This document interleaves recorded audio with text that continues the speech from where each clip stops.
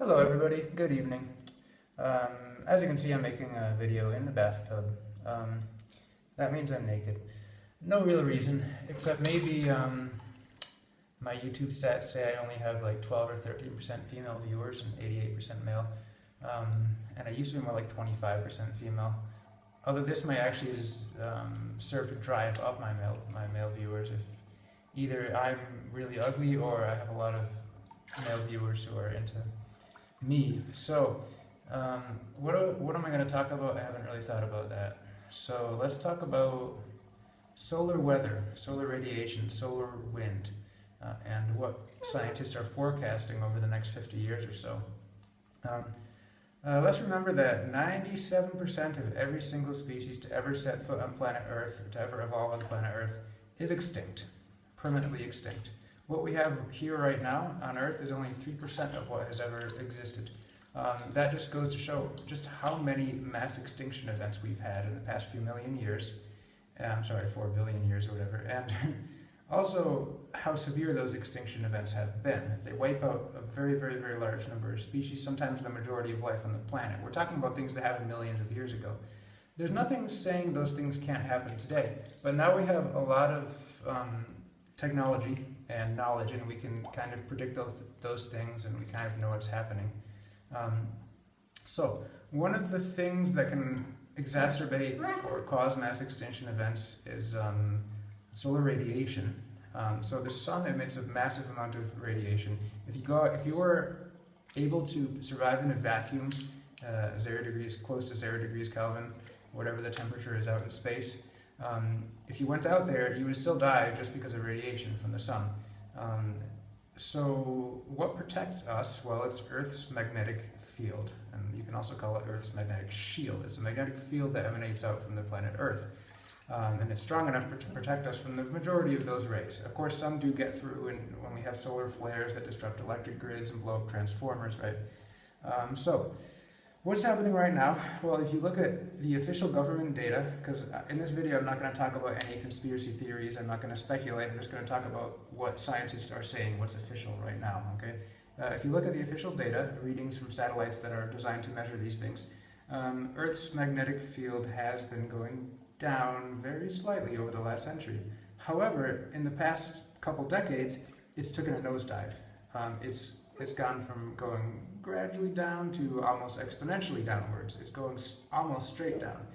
Now, it's never going to go to 0 because historically, again, we have, scientists have researched this. We know what's happened in the past. And historically, it usually doesn't go down past like 10 or 15%. Hopefully, it doesn't get that low, because if it does, there of course will be mass extinctions. We don't know how low it's going to get. I said I'm not going to speculate. All we know is right now it's going down. It's dropped, I forget, something like 5, 10, 15%, and the trend hasn't changed yet. We're going to know again probably in 2020. That's when they release official measurements for those kinds of things every 5 years, because they're not so accurate that they can give you a monthly update on exactly the strength of Earth's magnetic field. So basically what this means is there's a pretty good chance in the next decade, 2 decades, we're going to start seeing higher amounts of solar radiation entering the atmosphere, which can negatively impact biological life. So that means that out of all the things that are affecting you already negatively, your poor eating habits, your poor exercise habits, your stressful job, you're living in a city with all the pollution, BPA and bromine and all the environmental chemicals that are negatively affecting your body, you're also going to have solar radiation shining down upon you, which right now there's already a small background amount that's not harmful at all. But if Earth's magnetic shield continues to weaken, we could see a few decades or more where solar radiation is something we actually have to be concerned about. So right now we probably should be making a concerted effort, those of us who believe in science at least, making a concerted effort to be as healthy as possible, so that if solar radiation does increase, our body is more likely to be able to deal with it. What does that mean? It means eating a frugivorous diet, our species-specific diet. Our species is classified as a frugivorous tropical ape, great ape, right? A simian. Now, if you don't do well on that diet, you should probably be figuring out what's wrong. You may have mineral deficiencies, genetic issues, you're going to have to do something. And that something is not starting to eat beef and grass-fed butter, and all of a sudden your zinc deficiency goes away, and you start posting on the internet, oh, I tried raw vegan fruitarian for 5 years, and my body went downhill and I degenerated, and now I eat grass-fed beef and butter and I feel great. Don't be one of those people. Don't be an idiot. Use common sense, logic, science. Other things that you should also do is change your lifestyle, improve your lifestyle, get rid of your stressful job, become self-employed, do whatever it takes, move to a suburban or rural area where there's a lot less pollution and it's a lot less stressful to live.